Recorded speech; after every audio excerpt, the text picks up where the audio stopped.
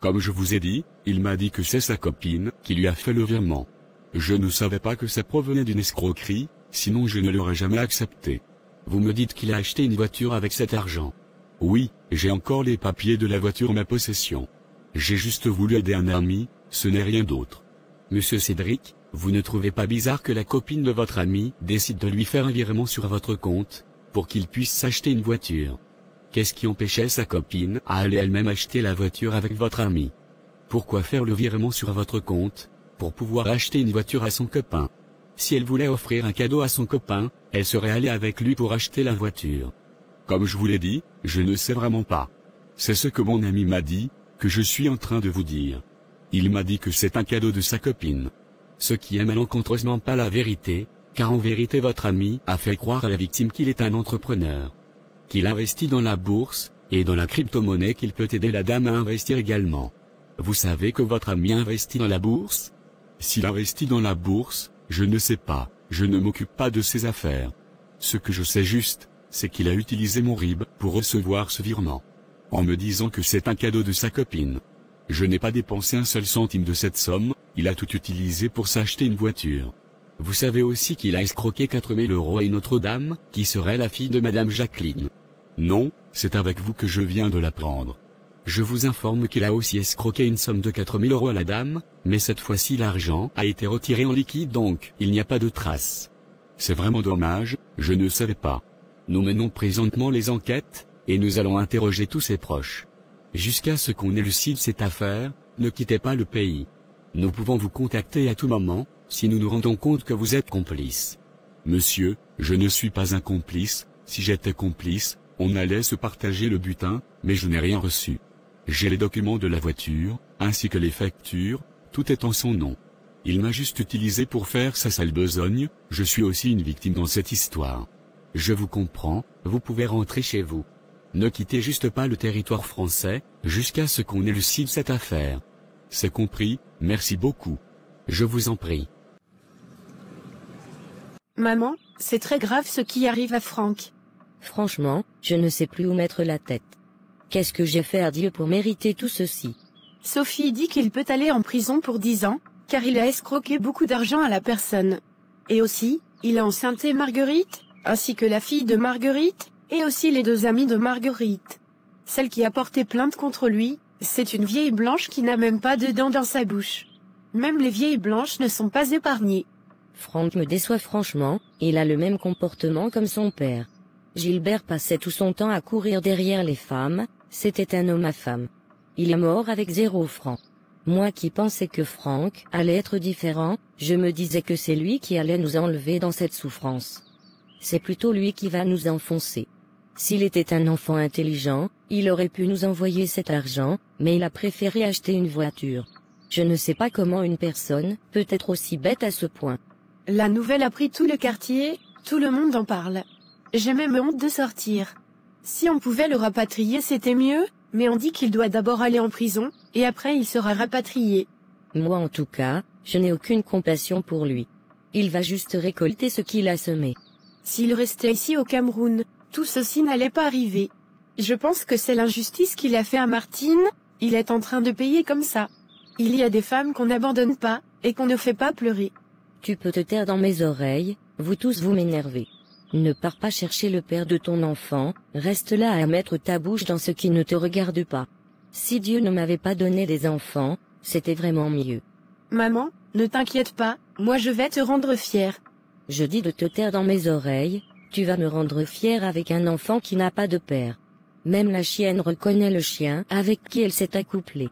En tout cas, ce n'est pas dans ma maison, tu vas accoucher. Je pense que je vais te laisser, je vais aller dans ma chambre. C'est mieux pour toi, ne m'énerve pas. Bonjour monsieur Franck, je suis maître Sébastien. Je suis votre avocat, nous allons travailler ensemble. J'ai pris connaissance de votre dossier. C'est compliqué, mais ce n'est pas impossible. Si nous usons de certaines stratégies, nous pouvons gagner. Je voulais plaider coupable, et fait tomber également mon ami. Je dirais que c'est lui qui m'a donné les faux papiers pour travailler avec, et il est mon complice dans cette affaire d'escroquerie. Non, ce n'est pas une bonne idée. Mon rôle, c'est de te libérer, et de te faire sortir d'ici. Nous irons sur la base sur laquelle vous aviez été trompé par une femme. Elle vous a ramené du Cameroun, en vous promettant le mariage, en vue d'obtenir les papiers. Elle n'a pas tenu sa promesse, c'est ainsi que puisque vous avez de la famille au pays, vous étiez obligé de faire ces faux documents pour pouvoir travailler avec cela. Vous n'aviez fait du tort à personne, vous voulez juste travailler et subvenir aux besoins de votre famille. Nous allons insister sur le fait que vous recherchez juste une vie meilleure, c'est pourquoi vous aviez fait cela. Vous n'avez pas décidé de voler ou de faire de mauvaises choses pour vous en sortir, vous avez décidé de travailler honnêtement comme tout bon citoyen.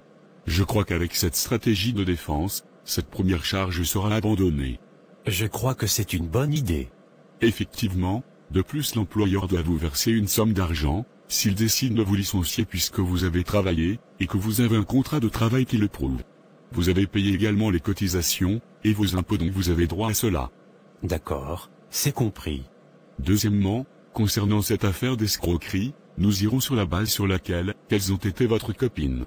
Il n'y a pas de contrat qui vous lie, c'est une relation amoureuse, et elles ont décidé de vous aider. Elles sont tombées amoureuses de vous, et elles ont décidé de vous faire des cadeaux. Restez sur cette position, ne dites pas que c'était pour investir dans la bourse ou quoi que ce soit. Vous direz que c'était des cadeaux, vous avez des preuves que vous étiez en couple.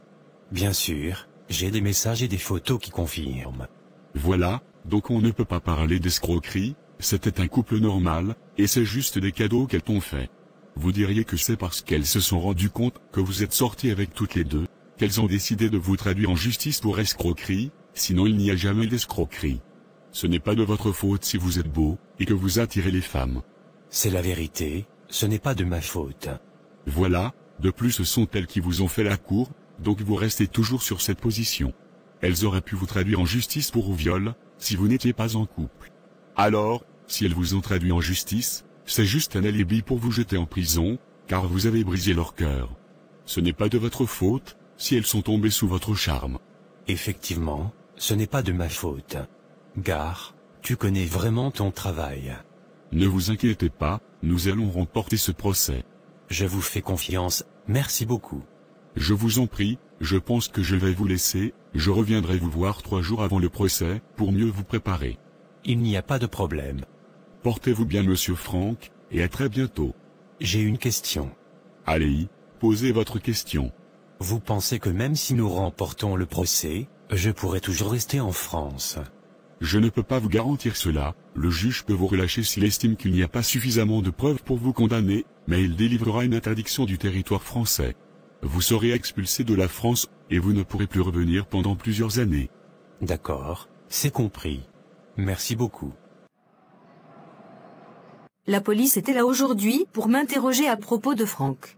Ceci n'est pas mon problème, je suis venu prendre le reste de mes affaires, j'ai trouvé un appartement. S'il te plaît, reste avec moi mon amour. Je ne savais pas, si Franck était un malhonnête, il m'a menti pour pouvoir coucher avec moi. Je suis vraiment désolée, ne me quitte pas s'il te plaît. Petite sœur, qu'est-ce que tu racontes? Laisse-moi passer prendre mes affaires. Quand on vous parle, c'est que non je maîtrise. Tu as décidé de me tromper avec mon ami, et tu penses que je vais te pardonner. Je ne vais jamais te le pardonner, c'est fini entre nous deux. Mets cela dans ta tête. Pardonne-moi, je ne savais pas ce qui m'arrivait. Je me suis trompée, je pensais trouver mieux ailleurs. Pardonne-moi Cédric. Écoute, tu me perds le temps. Laisse-moi passer, tu savais bien ce que tu faisais. Je suis déjà passé à autre chose. Juste une semaine, et tu es déjà passé à autre chose. C'est que tu ne m'as jamais aimé. Je décline devant moi, on ne joue pas avec le cœur d'un Camerounais.